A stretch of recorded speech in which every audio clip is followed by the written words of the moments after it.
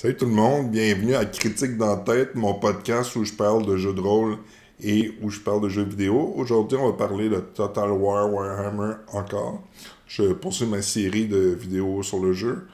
On parle d'Héros Elfes aujourd'hui et plus particulièrement de Alitanor, le roi des ombres. Donc, êtes-vous prêts à commencer? Moi je le suis, on va faire ça maintenant. Ok, voici Alitanor, je vous le présente. Euh, Quand on a un héros, on peut mettre notre curseur ici, puis on voit tout de suite les pouvoirs que pas un héros, un lord, ben, ça marche pour les héros aussi, là. Pour les lords, on voit les pouvoirs que Alitanor donne juste lui à son armée. Il fait en sorte que les Shadow Walkers coûtent 50% moins cher et il y a 25% de plus de succès en embuscade. Donc ça, c'est intéressant, son pouvoir à lui.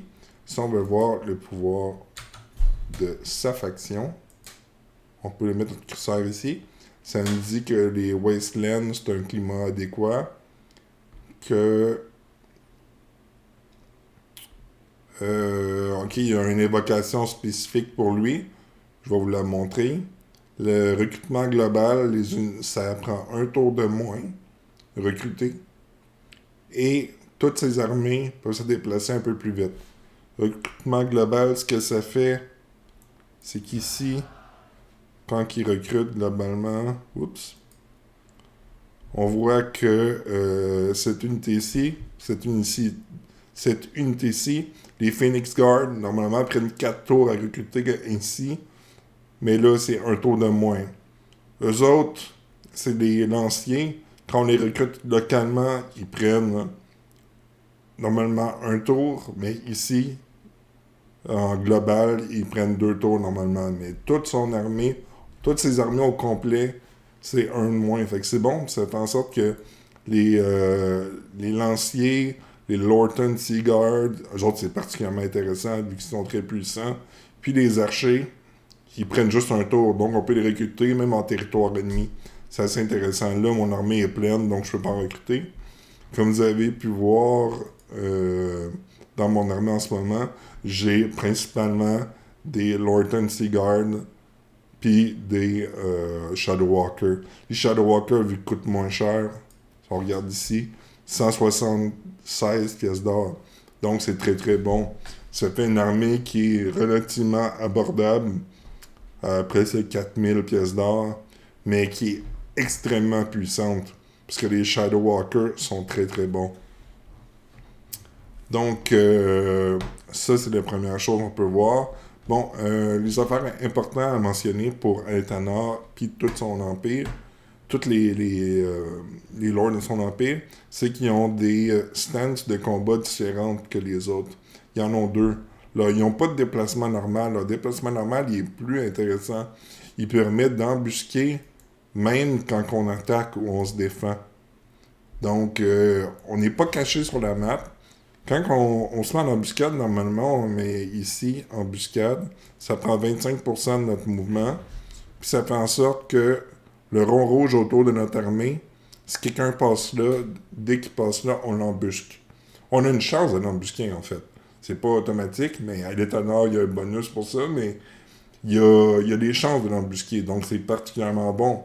Lui, un pouvoir encore plus intéressant, c'est que toutes ces armées, quand ils se déplacent en mode normalement, ils perdent pas de mouvement, mais ils ont une chance d'embusquer. Puis s'il reste comme ça à la fin de son mouvement, quelqu'un l'attaque, il a une chance de faire une embuscade quand même. Fait qu'il est pas caché, mais il est tout le temps dangereux. Comme là, mettons, on va essayer d'attaquer lui. Bon. On déclare la guerre. Bon, là, il se sauve parce qu'on a une supériorité militaire. On va continuer. Pow! Embuscade.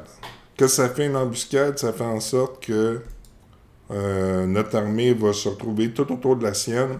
Il se va de se réorganiser. Toute la zone jaune autour, c'est où on peut placer nos armées à nous.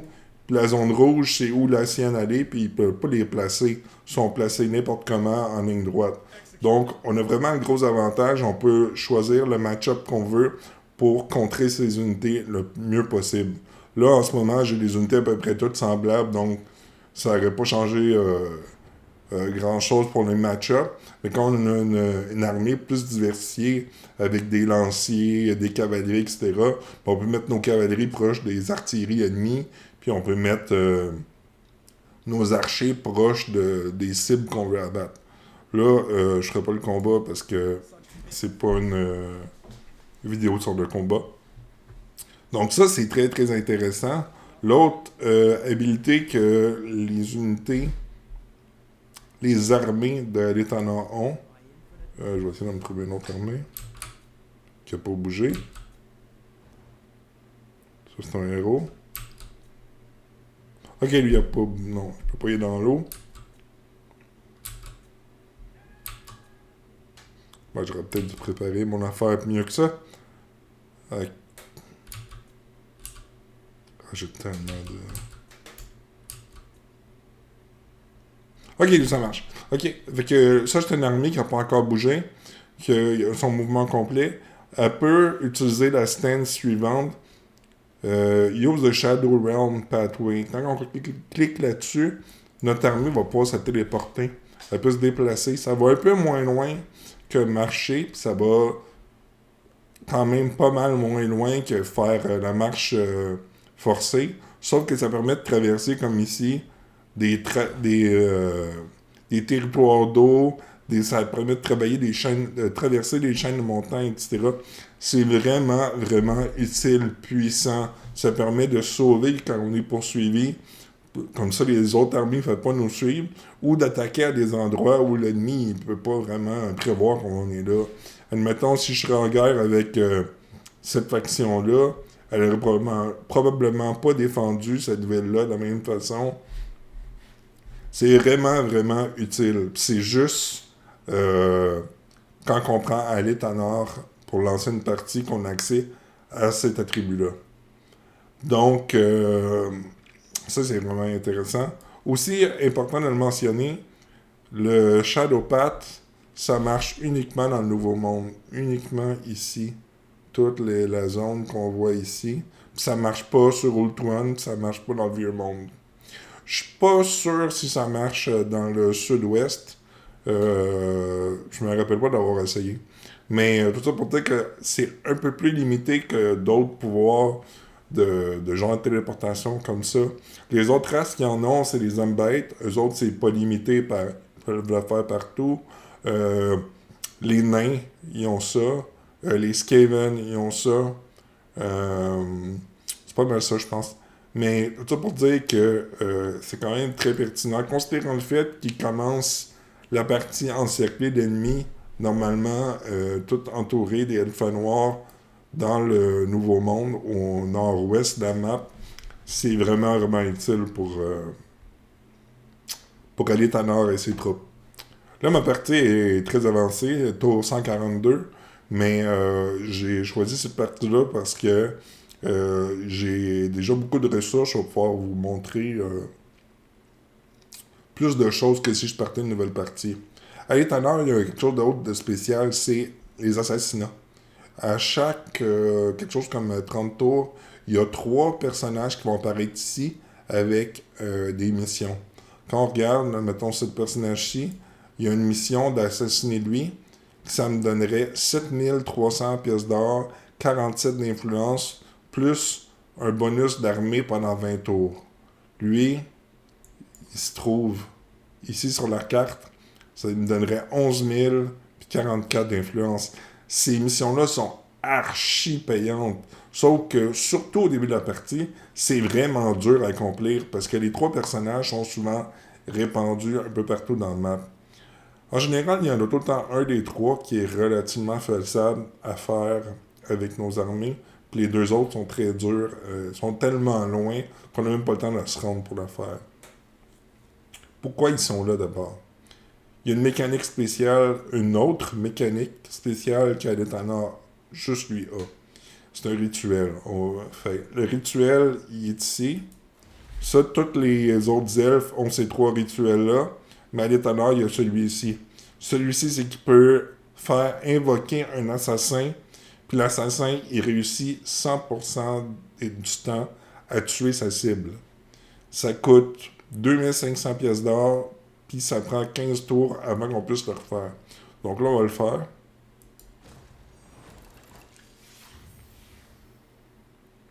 On vient de le faire apparaître, notre assassin ici.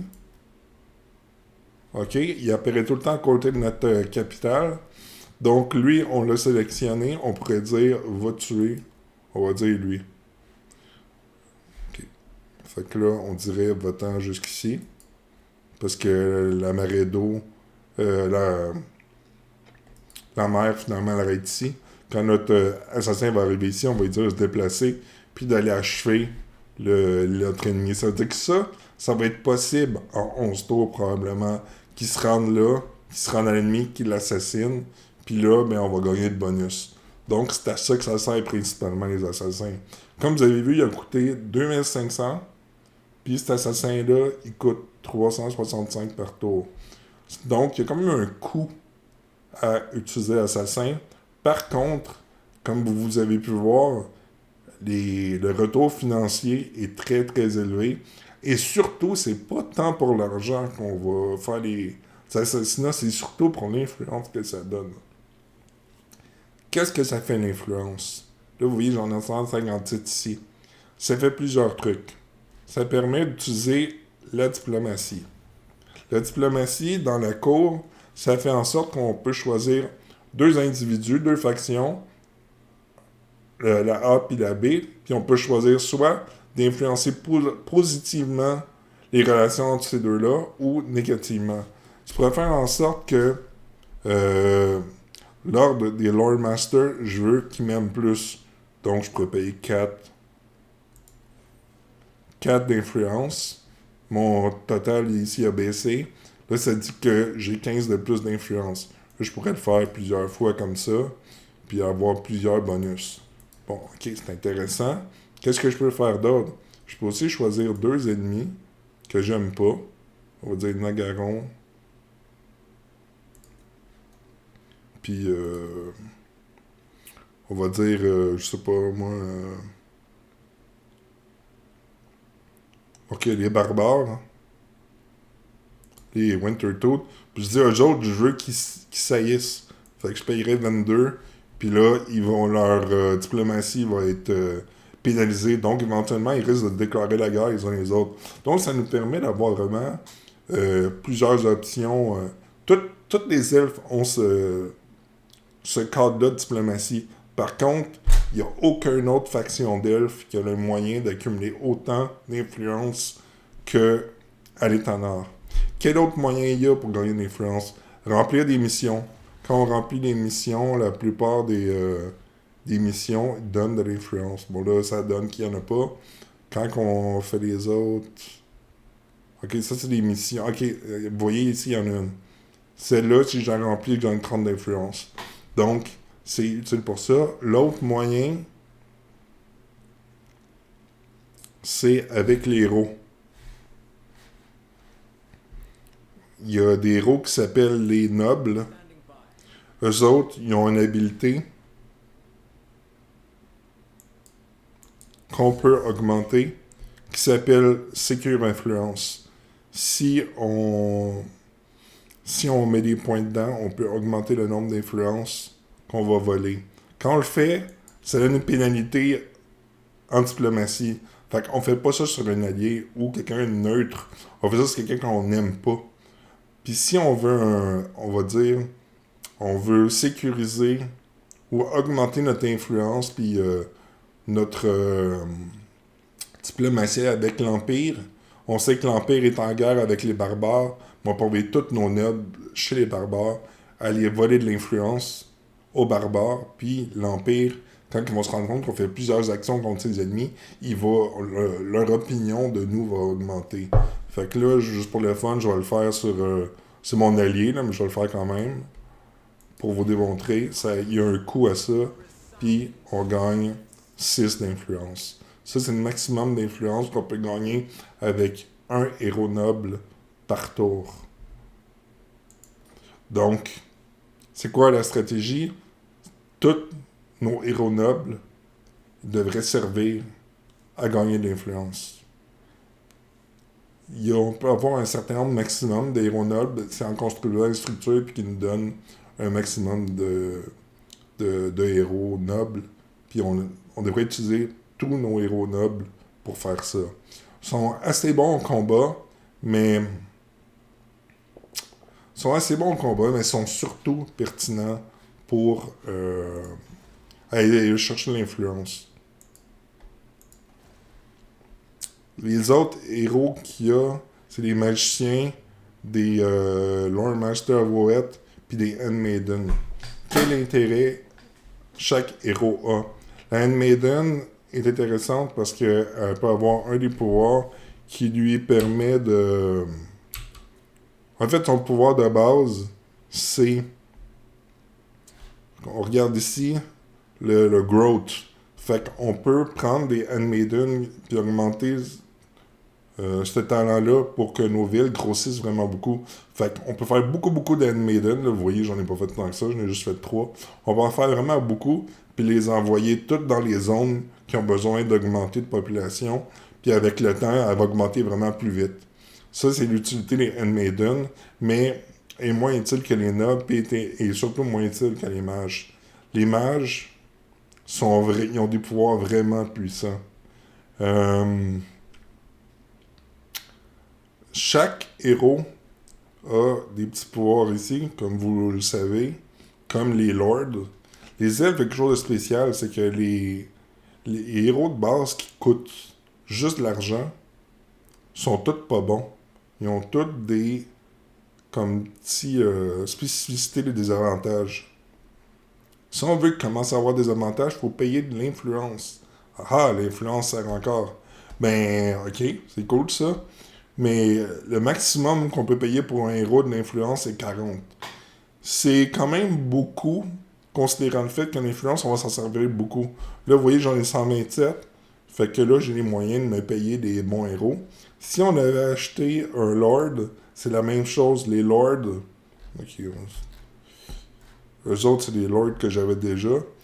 C'est des Lords qui ont des compétences, des avantages. Ils coûtent de l'influence. Eux autres, ça va jusqu'à 60 points.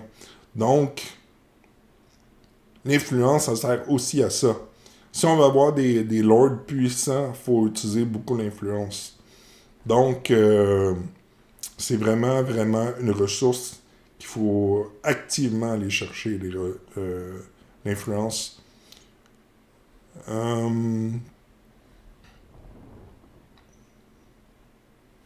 Avant de parler de trucs plus approfondis, je vais vous dire les structures qui sont les plus importantes à faire. Évidemment, on peut avoir une province qui va servir à recruter, donc on peut construire toutes les bâtisses qui nous permettent de recruter des unités. Mais en général, c'est important d'avoir quelques provinces qui font ça, et la plupart des autres provinces, c'est les provinces qui vont être rentables. Ça va être pour de l'argent, puis pour avoir plus de héros. Quand on regarde ici, il y a la structure qui donne de l'ordre public. Ça, c'est souvent très important de le faire pour pas que nos provinces se rebellent.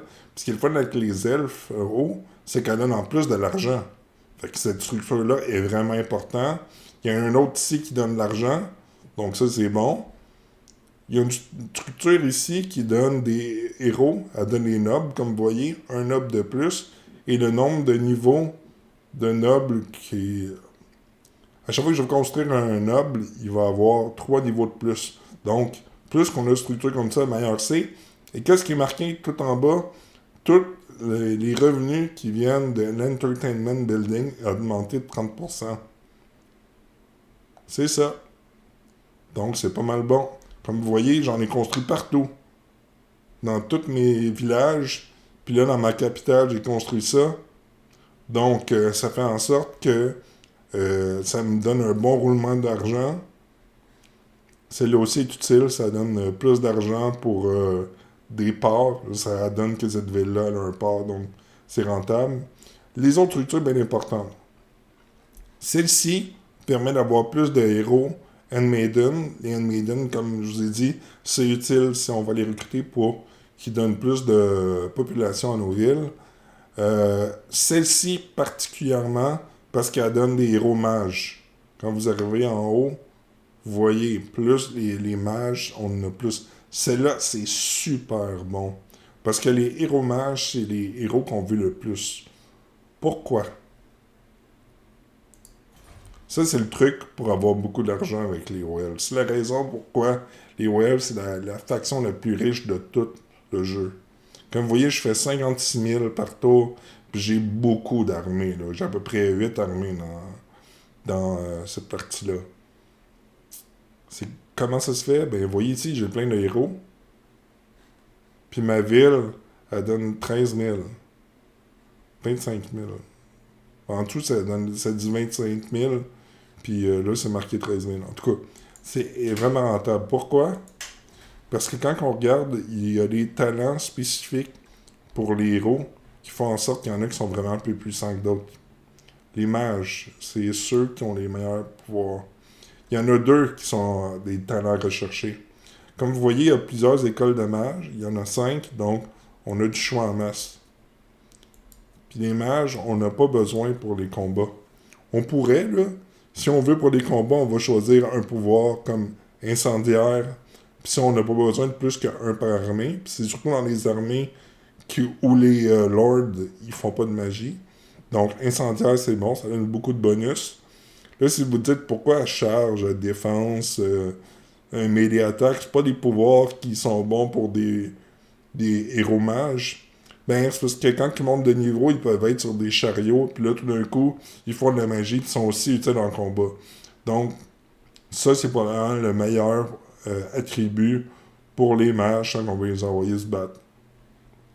Si on veut qu'ils soient utiles sur la map de campagne, puis faire comme j'ai fait, puis devenir super rentable, il y a 2 attributs qu'on recherche absolument. Le premier, c'est administrateur. Administrateur, ça fait que toutes les structures de cette région-là coûtent 30% moins cher. Ça veut dire que si j'ai 3 héros qui ont ce pouvoir-là, toutes les structures que je vais construire dans cette place-là vont coûter 90% moins cher. C'est fou, là, parce qu'il y a beaucoup de structures qui coûtent 15 000. Fait que tout d'un coup, là, ça devient dérisoire, le coût des structures.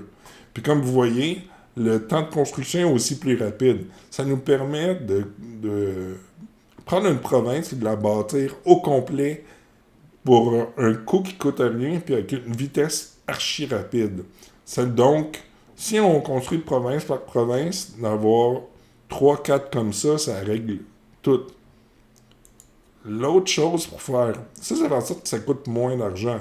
Ça fait pas en sorte qu'on en fait plus. Qu'est-ce qui fait qu'on fait plus d'argent? L'attribut entrepreneur. Ça fait que toutes les taxes de tout l'Empire sont augmentées de 3%. Ça, c'est très, très, très bon, parce que les taxes, ça fait que chaque ville rapporte 3% de plus. Mais surtout, en dessous, le revenu de chacune des bâtisses de cette province-là est 30% de plus. Chacun de mes héros que vous voyez ici a ça. Ce qui fait en sorte que j'ai 56 000 de revenus par tour. C'est vraiment, vraiment, vraiment puissant. C'est vraiment ridicule. Mais ça coûte 40% l'influence. Donc, il faut essayer de l'avoir. Si je recrute. Ce qui est intéressant quand on cherche des mages pour faire ça, ben on peut regarder les mages disponibles. Puis vu qu'il y a beaucoup d'écoles, on peut choisir dans n'importe quelle école parce que on les envoie pas se battre, on s'en fout des sorts qu'ils font.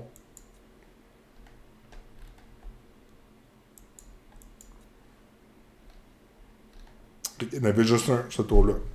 Fait que dans quelques tours, je vais pouvoir regarder encore, puis je vais avoir d'autres matchs disponibles, puis je risque d'en trouver un autre entrepreneur et de l'utiliser. Vous voyez, il y a plusieurs écoles pour les matchs. Il y a Heaven, Shadow, High, Life, puis Light.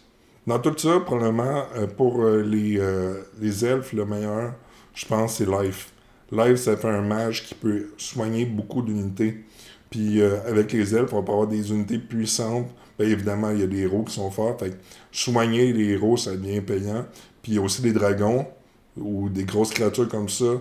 Les sorts de soins, c'est plus utile sur les entités uniques dans des armées.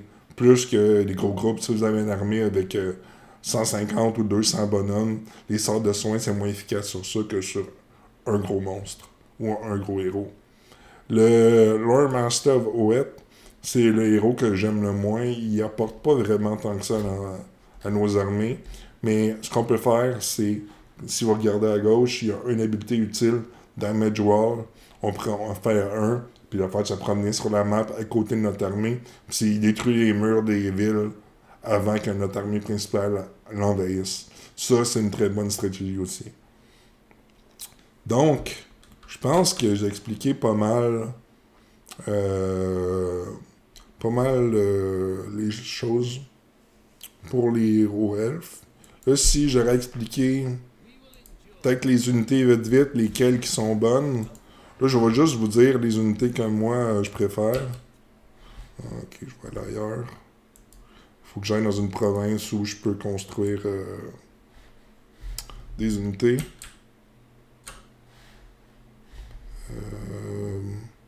Ouais, ici, je pense que je peux.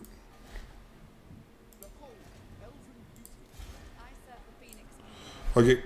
Fait que les unités. Ok, ça, c'est des super bons lanciers. Les Phoenix Guard, c'est probablement les. Ça fait partie des meilleurs lanciers du jeu. Par contre, ils coûtent tellement cher, ils coûtent 500$ par tour. Donc, avoir des armées de Phoenix Guard, c'est pas si bon que ça. Des unités vraiment, vraiment utiles. Bon, avec Ali Tanor, des Shadow Walker dans son armée à lui, c'est vraiment la meilleure unité parce qu'il donne beaucoup de bonus à cette unité-là. Mais euh, toutes les autres armées, cet archer-là est encore meilleur. Il coûte cher, il coûte 320 par tour. Comme vous voyez, le Shadow Warrior coûte 415. Mais avec Ali Tanor, il coûte 2 fois moins cher, donc c'est bon. Avoir beaucoup de Sister Avalorn, avoir la moitié de son armée de ça, c'est super efficace. Qu'est-ce qu'on fait quand on... Avec l'autre moitié, on utilise ça. Les Lorton Seaguard avec des boucliers font partie des meilleures unités du jeu. En tout cas, pour les Elfes. Pourquoi? C'est une unité de défense, et normalement, on sert de ces unités-là pour protéger les archers, mais ils sont archi versatiles. Ils ont bouclier, donc sont résistants contre les flèches. Ils ont, quand on regarde à gauche, anti-large, ça veut dire que c'est des lanciers. Ils sont bons contre tous les monstres qui sont gros, contre les cavaleries, etc. En plus de ça, ils tirent. Donc, ils sont très, très, très polyvalents. Fait que si on a la moitié de notre armée, c'est des Lorton Seaguard, puis l'autre moitié, que c'est des Sister Avalorn, c'est avec toute notre armée tire. C'est très fort. En tout cas, la moitié de l'armée, c'est très fort. L'autre moitié, c'est assez fort. Puis, en plus de ça, ils sont bons contre les grosses créatures, contre les cavaleries. Ils ont des shields, donc ils sont résistants contre les autres archers. Ça fait une armée très, très, très puissante. À part de ça, les autres unités à mentionner qui se démarquent des autres, bon, il y a les Dragon Princess. Ça, c'est des cavaleries lourdes qui font partie des plus forts du jeu, mais ils coûtent une fortune, eux autres aussi. Puis, surtout, les dragons. Les dragons, ben là, c'est très, très, très puissant. On peut... dans les armées les plus... quand on fait autant d'argent que je fais là, dans les armées les plus puissantes qu'on peut faire, c'est une armée avec presque juste des dragons, ou la moitié de l'armée des Lorton Seaguard, l'autre moitié des Sister Avalorn. C'est vraiment les unités sur lesquelles focuser. En début de partie, on peut principalement recruter des lanciers, puis des archers ordinaires. Les archers ordinaires des elfes, ils tirent vraiment loin, puis sont très très très bons. C'est juste qu'éventuellement, ils viennent déclassés par les plus puissants qui sont ici. Mais pendant une bonne partie du jeu, on peut faire beaucoup de jobs avec des archers. Puis les lanciers ordinaires des elfes, C'est pas la meilleure unité des héros elfes du tout. Sauf qu'en commençant, c'est une assez bonne unité, parce que les unités des héros elfes, ils ont beaucoup de morale, de leadership, puis ils font ce qu'ils ont à faire. Ils sont capables de résister, puis d'encaisser les dégâts pendant que vos bonnes unités, c'est-à-dire vos archers, massacrent. Donc, ils sont vraiment efficaces aussi. Donc, je pense que c'est pas mal ça. Je vous ai expliqué principalement toutes les choses que j'avais à vous dire sur les hauts elfes. J'espère que vous allez avoir du plaisir. Allez jouer. Moi, c'est la faction que je trouve qui est la plus intéressante parce que toutes les options sont là, un peu comme l'Empire, mais je les trouve pas mal plus intéressantes. C'est la plus riche de toutes. Puis, ce qui est vraiment intéressant, c'est de pouvoir influencer toute l'opinion publique puis la diplomatie à la cour. La dernière chose que je vais dire avant de quitter, c'est ici, il y a le Shrine of Cain. Le Shrine of Cain, c'est une structure qu'on peut construire. Quand on la construit, on peut prendre en possession de l'épée de Cain. L'épée de Cain, c'est une arme vraiment puissante qui donne beaucoup de bonus puis qui rend le héros qui la prend le plus fort du jeu. Par contre, il y a des conséquences à avoir cette arme-là. Je peux-tu la récupérer? Oui, je peux la prendre. Ici. Là, je viens de prendre l'épée de Cain. Là, on va voir, elle est puissante, elle est vraiment puissante. Elle rend le héros vraiment fort. Il y a une fréquence à toutes les 15-20 tours, je ne m'en rappelle pas. Ils vont nous demander est-ce qu'on veut déposer l'épée dans le Shrine of Cain. Si on dit non, l'épée devient encore plus puissante, puis elle donne une autre pénalité.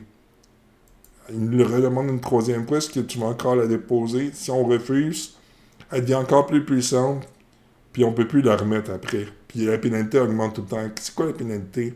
C'est une pénalité d'ordre public, puis ça fait en sorte que toutes les autres factions ont des pénalités diplomatiques avec nous. C'est... Tout le monde, toutes les factions peuvent prendre l'épée. Mais toutes les factions, c'est pas logique de la prendre. Parce qu'éventuellement, le problème d'ordre public est tellement élevé qu'on n'est plus capable de maintenir notre empire. Ça fait qu'on a un lord puissant, puis notre empire s'écroule. Donc, faut choisir quand on veut l'utiliser, puis après un certain temps qu'il nous demande, on peut le redéposer. Donc, c'est pas mal ça. J'ai dit ce que j'avais à vous dire pour les hauts elfes. J'espère que vous allez avoir du plaisir à les jouer. Alitanor, c'est probablement le plus dur des hauts elfes avec Teclis pour la campagne, mais il est vraiment le fun. Sinon, si vous voulez essayer une partie plus facile, vous pouvez essayer avec Tyrion. Lui, il y a une campagne qui est assez facile en commençant, puis il est le fun tout le long. J'espère que vous avez aimé ça. J'espère que vous allez revenir pour une autre critique dans la tête. Je souhaite bonne journée, bonne soirée, peu importe quand vous écoutez. À la prochaine. À la prochaine. Ciao.